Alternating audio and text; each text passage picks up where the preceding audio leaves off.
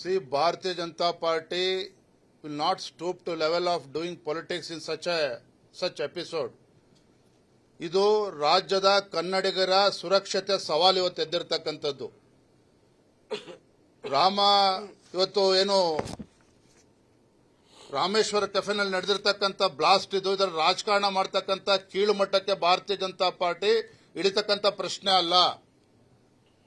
ಆದರೆ ನಿಮ್ಮ ಅಲ್ಪಸಂಖ್ಯಾತರ ತುಷ್ಟೀಕರಣದ ನೀತಿ ಇವತ್ತು ರಾಜ್ಯದಲ್ಲಿ ಇಂಥ ಕೆಟ್ಟ ಪರಿಸ್ಥಿತಿ ನಿರ್ಮಾಣ ಆಗಿರ್ತಕ್ಕಂಥದ್ದು.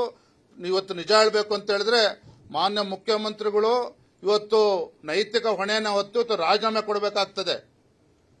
ಮೊನ್ನೆ ವಿಧಾನಸೌಧದಲ್ಲೂ ಕೂಡ ಪಾಕಿಸ್ತಾನ್ ಜಿಂದಾಬಾದ್ ಅಂತ ಹೇಳಿದಾಗ ನಮ್ಮ ಮಾನ್ಯ ಅಶೋಕ್ ಅವರ ನೇತೃತ್ವದಲ್ಲಿ ನಮ್ಮ ಶಾಸಕರು ಗಲಾಟೆ ಮಾಡಿದ್ದಾರೆ, ಹೋರಾಟ ಮಾಡಿದ್ದಾರೆ.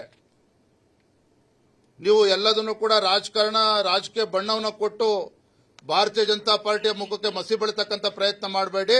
ಇವತ್ತು ನಿಮಗೆ ತಾಕತ್ತಿದ್ರೆ, ನಾನು ನೇರವಾಗಿ ಹೇಳ್ತೇನೆ ಮಾತನ್ನ ಮಾನ್ಯ ಮುಖ್ಯಮಂತ್ರಿಗಳಿಗೆ, ನೀವು ನಿಜವಾಗ್ಲೂ ಕೂಡ ತಾಕತ್ತಿದ್ರೆ ತತ್ಕ್ಷಣ ಈ ವಿಚಾರದಲ್ಲಿ ಗಂಭೀರ ತೆಗೆದುಕೊಂಡು ಎನ್ಐಎ ಹ್ಯಾಂಡ್ ಓವರ್ ಮಾಡಿ.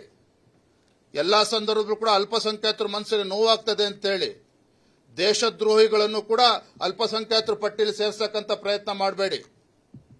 ಇದರಿಂದ ಅಲ್ಪಸಂಖ್ಯಾತರು ಕೂಡ ಕೆಟ್ಟ ಹೆಸರು ಬರ್ತದೆ, ರಾಜ್ಯದ ಸುರಕ್ಷತೆಗೂ ಕೂಡ ಇವತ್ತು ಗಂಡಾಂತರ ಒದಗಿ ಬಂದಿರತಕ್ಕಂಥದ್ದು. See, Bharatiya Janata Party will not stoop to level of doing politics in such episode. ಇದು ರಾಜ್ಯದ ಕನ್ನಡಿಗರ ಸುರಕ್ಷತೆ ಸವಾಲು ಇವತ್ತು ಎದ್ದಿರತಕ್ಕಂಥದ್ದು. ಇವತ್ತು ಏನು ರಾಮೇಶ್ವರ ಕೆಫೆನಲ್ಲಿ ನಡೆದಿರತಕ್ಕಂಥ ಬ್ಲಾಸ್ಟ್ ಇದು, ಇದರ ರಾಜಕಾರಣ ಮಾಡತಕ್ಕಂಥ ಕೀಳು ಮಟ್ಟಕ್ಕೆ ಭಾರತೀಯ ಜನತಾ ಪಾರ್ಟಿ ಇಳಿತಕ್ಕಂಥ ಪ್ರಶ್ನೆ ಅಲ್ಲ. ಆದರೆ ನಿಮ್ಮ ಅಲ್ಪಸಂಖ್ಯಾತರ ತುಷ್ಟೀಕರಣದ ನೀತಿ ಇವತ್ತು ರಾಜ್ಯದಲ್ಲಿ ಇಂಥ ಕೆಟ್ಟ ಪರಿಸ್ಥಿತಿ ನಿರ್ಮಾಣ ಆಗಿರ್ತಕ್ಕಂಥದ್ದು.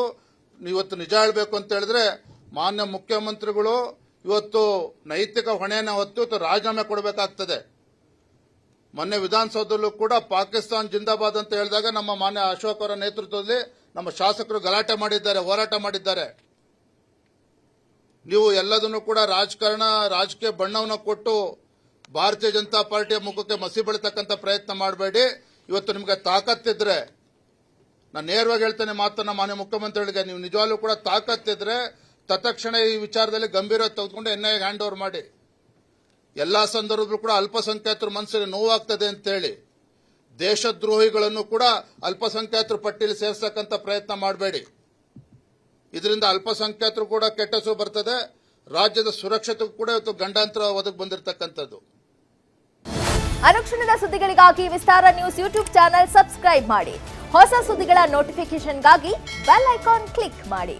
ಲೇಟೆಸ್ಟ್ ಅಪ್ಡೇಟ್ಸ್ಗಾಗಿ www.vistaranews.com ವೆಬ್ಸೈಟ್ಗೆ ವಿಸಿಟ್ ಮಾಡಿ.